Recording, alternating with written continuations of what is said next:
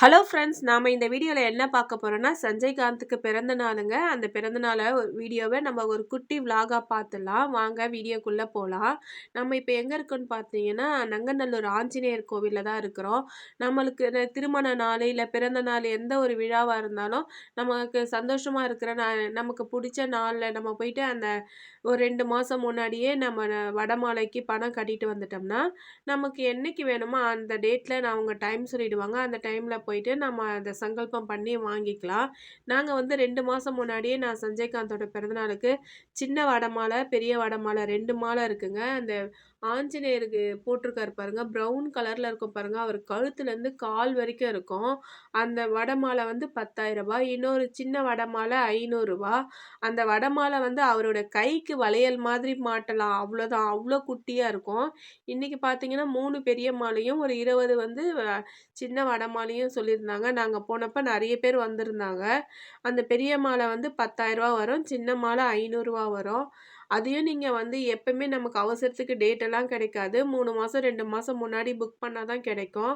இந்த மாலை பாருங்க, நமக்கு கழுத்துல போட்டா மாலையா இருக்கும். ஆனா அனுமாருக்கு வந்து இது கைக்கு வளையலா தான் இருக்கும். அனுமார் ரொம்ப உயரமா இருக்கிறதுனால நமக்கு வந்து அது ஒரு மூங்கில் தட்டுல வச்சு குடுத்தாங்க. வாங்கிட்டு நாங்க அங்க பிரசாதம் குடுத்தாங்க. அதையும் சாப்பிட்டுட்டு நாங்க வீட்டுக்கு கிளம்பிட்டோம்.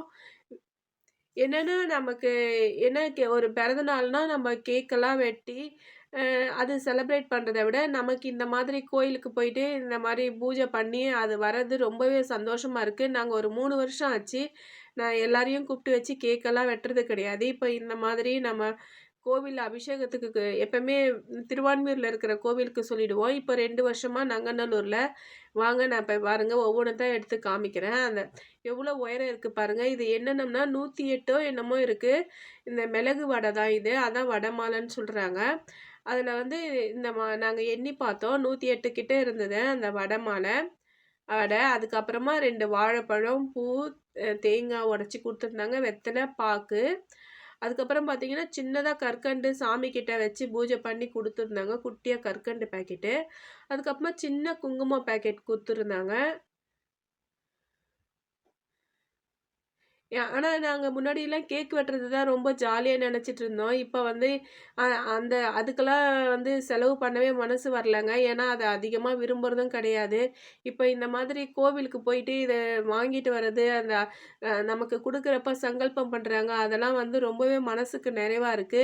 நீங்களும் இது மாரி ட்ரை பண்ணுங்க. இந்த ஏரியால இருக்கிறவங்களா இருந்தாலும் உங்க வீட்டாண்ட எந்த கோவில் இருக்கோ, அந்த மாதிரி இருக்கிற கோவில்ல இந்த மாரிலாம் நீங்க ட்ரை பண்ணுங்க. ரொம்பவே நல்லாருக்கு. அந்த கவர்ல பாருங்க. எ நல்ல நம்ம நங்கநல்லூர் ஆஞ்சநேயர் சாமி ஃபோட்டோ குடுத்துருந்தாங்க. ரொம்பவே நல்லா இருந்தது. நீங்க பார்க்காதவங்க ஆஞ்சநேயர பார்த்துக்கங்க. வீடியோலாம் எடுக்கக்கூடாது. அதனால நாங்க வந்து எப்படியோ ஒண்ணு எடுத்துட்டு வந்துட்டோம்.